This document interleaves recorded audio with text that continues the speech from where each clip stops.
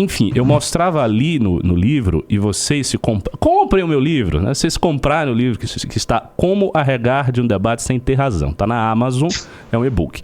Vocês vão ver ali a gente, enfim, percorrendo um pouco essa seara intelectual do fascismo. Ricardo, só posso complementar uma coisinha que eu achei interessante? Claro. Eu não li o seu livro, eu vou comprá-lo, que eu vou fazer um review do debate no meu canal, mas eu queria só comentar sobre Giovanni Gentili. Ele se dizia um liberal, mas aí eu fui estudar por que ele se dizia um liberal. Bem, ele se dizia um liberal, segundo ele, herdeiro do ressurgimento do século XIX, né? E ele fala que o liberalismo dele é um liberalismo anti-individual. É um liberalismo que rejeita, segundo ele, as bases do individualismo metodológico e dos direitos naturais do indivíduo, como é a tradição clássica iluminista liberal, né? Então, se você formos ver a sociologia do Giovanni Gentili, que eu também escrevi 2 textos no meu Medium sobre isso, é uma sociologia que rivaliza com a ideia clássica do contrato social e dos direitos naturais. Ele busca destruir essas concepções e colocar o fascismo como uma ideia orgânica histórica de Estado, a ponto do Estado existir dentro do indivíduo como uma potencialidade, logo a vontade do indivíduo e do Estado são as mesmas, a vontade geral. É até um pouco russoniano essa ideia, assim, né? E isso, as ideias de Rousseau, elas têm uma estranha afinidade com esse idealismo do Gentili, que eu também vou explorar futuramente no meu canal. Mas sim, ele se dizia um liberal até certo ponto, mas é um liberal que nós não reconheceríamos como um liberal hoje em dia, na verdade. Eu ia falar justamente sobre essa questão da liberdade, já que é para contrapor com o liberalismo, porque pro Gentili, a liberdade estava era uma extensão da própria ação do Estado, né? Porque o indivíduo ele meio que tinha uma simbiose com a relação do Estado. O indivíduo ele só se tornava indivíduo se tivesse sendo coordenado pelo Estado. Não sei se estou botando nos melhores termos aqui. Então, me parece muito... Eu queria entender melhor da onde que a galera da esquerda tira essa ideia de que o liberalismo se transformaria no fascismo. Porque eles sempre dizem, né, que chega em um momento onde o capitalismo não consegue continuar acumulando capital e aí você tem que ir para o fascismo. Porém, aparentemente são 2 coisas muito distintas. Um do individualismo metodológico e o outro de algo que o indivíduo é algo que está inerentemente ligado ao Estado. Me parece 2 posições extremamente antagônicas que não teriam como se entrelaçar. Então... No livro, o Bugalho, ele tenta construir esse raciocínio, a meu ver, de uma maneira muito equivocada, e ele faz, e por isso que a coisa fica complicada para ele, porque ele se vale de autores que não são marxistas, não são autores de esquerda. Então, por exemplo, tem 2 autores que nós citamos, que é o Stanley Payne. O Eigen com certeza conhece, deve ter lido tudo aí. É o Stanley Payne e o Roger Griffin, que são especialistas em fascismo, famosos e tal. E o Stanley Payne é um sujeito mais conservador e o Griffin é um sujeito mais liberal. E o Bugalho usa essas referências teóricas para fundamentar o discurso dele, que eu achei muito estranho. Eu esperava que ele trouxesse, sei lá, um Neumann, uma galera de esquerda, pelo menos teoria crítica e tal, porque facilitaria a vida dele, mas ele não fez isso. O argumento que ele dá ali, e que eu vou estressando e apertando, é que houve uma grande crise, né, da democracia liberal, tanto na Itália quanto na Alemanha, e que desta crise decorreu a ascensão do fascismo. Obviamente, o que eu digo, que é uma questão semântica, é que não dá para atribuir a uma crise de um certo sistema político a responsabilidade deste sistema político pela emergência de um fator histórico.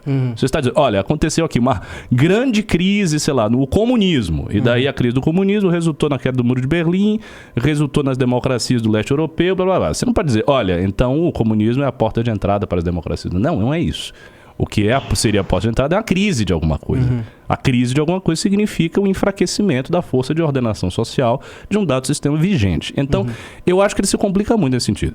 Uma resposta melhor para isso seria a que os marxistas ortodoxos, no início do século XX, fazem e que os frankfurtianos vão fazer também, introduzindo aí um elemento de psicopolítica, porque os frankfurtianos têm uma base de Freud muito forte. O que eles vão dizer? Eles vão dizer não é que o fascismo é a mesma coisa que o liberalismo, não se trata disso.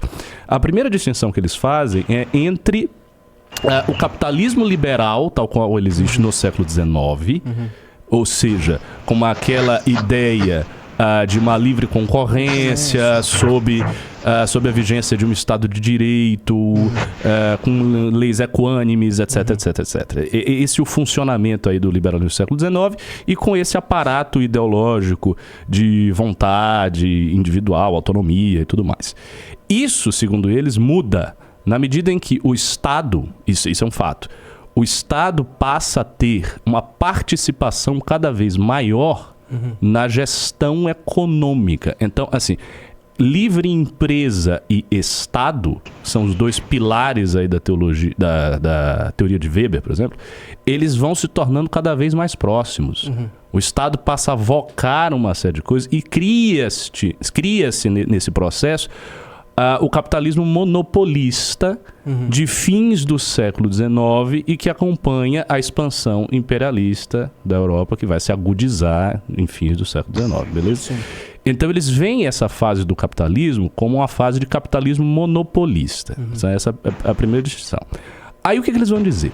Eles vão falar que houve um evento fundamental no século XX, que foi a Revolução Bolchevique, e que a Revolução Bolchevique, ela espalha um medo, um temor em todas as classes elevadas da Europa, em todas as classes altas da Europa, né, na burguesia, e esse temor provoca uma reação extremada, e essa reação extremada fascista, entretanto, não derruba as bases econômicas do capitalismo monopolista. Por quê? Porque os regimes fascistas instituídos vão operar na clave de uma série de receitas econômicas, mas nenhuma delas expropria a burguesia. Você não tem uma expropriação da burguesia, você tem outras formas de funcionamento econômico. Então, por exemplo, Mussolini vai ter durante um certo período um ministro da economia que era um liberal. Né? O Hitler também vai ter um ministro da economia que teve um receituário liberal. Próximo já da guerra, a gente vai ter um controle econômico por parte do Estado em cima das indústrias, em termos de meta de produção, que vai produzir e tal, muito forte. Mas é uma economia que tem uma dose de dirigismo muito alta, mas que não chega a destruir o fundamento da propriedade privada, né, da burguesia. Isso não acontece. Então, o que eles vão dizer? Eles vão dizer que esta reação fascista é uma reação visando a fazer com que a Revolução Bolchevique não chegue na Europa, ou seja, barrar essa revolução, manter os privilégios de classe da burguesia, fazer com que a burguesia ganhe muito dinheiro, né, através da guerra e tudo mais, e por isso eles fazem essa aproximação. Então eles fazem essa aproximação a partir daí. Não é tanto entre os caracteres tipológicos, descritivos do que é o liberalismo e os caracteres descritivos do que é o fascismo. Eles vão para uma outra linha. Mas o Bugalho não foi por essa linha e o argumento dele está fraco. Quer comentar alguma coisa, Aiden? Sim.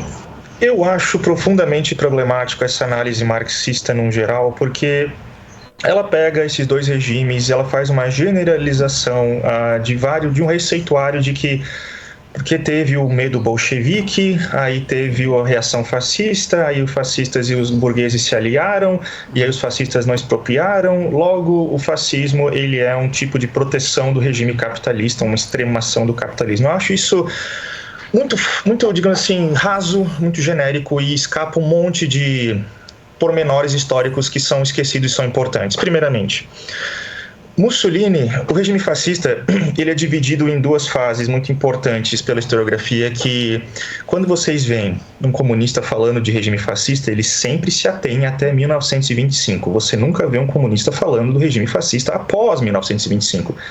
E há um motivo muito bom por isso. Bem, por quê? Porque até 1925, final de 1924, o regime fascista ele era ainda muito alinhado com os interesses do parlamento, com os interesses do exército, da monarquia, porque eles lembram, Mussolini não derrubou as instituições, que nem aconteceu na Rússia, ele foi apontado primeiro-ministro pelo rei Vittorio Emanuele. Ou seja, ele chega no parlamento como primeiro-ministro, ele tem que lidar com um monte de interesses de várias alas políticas diferentes, além do seu movimento fascista. Ele tem o seu trunfo nos camisas negras nas ruas, que faz pressão pro lado dele, claro, mas ele não consegue simplesmente sair por aí matando quem ele não gostava, né? Então, é nesse interim que Mussolini começa a fazer alianças com os liberais, com elementos da monarquia, e até mesmo ele tenta fazer aliança com aspectos da classe trabalhadora. E ele consegue também aliança de movimentos sindicalistas. Ele consegue fazer o seu próprio agrupamento de sindicatos fascistas para rivalizar com os sindicatos que eram alinhados com o Partido Socialista Italiano. E nesse interim, ele acaba fazendo privatizações, para fazer, digamos assim, a vontade de seus aliados no parlamento, mas isso não era uma ideia puramente liberal, segundo o movimento fascista. Lembre, os sindicalistas, eles eram muito adeptos de uma ideia de produtivismo. Lembrem-se que Karl Marx falava que deveria se criar as bases capitalistas para aí se desenvolver historicamente no socialismo? Bem, a Itália era subdesenvolvida. Não existia um grande acúmulo de capital e um parque industrial muito forte, além do norte da Itália. E os sindicalistas, antes de virarem fascistas, já falavam que o que se tem que fazer é deixar a base produtiva da sociedade se desenvolver.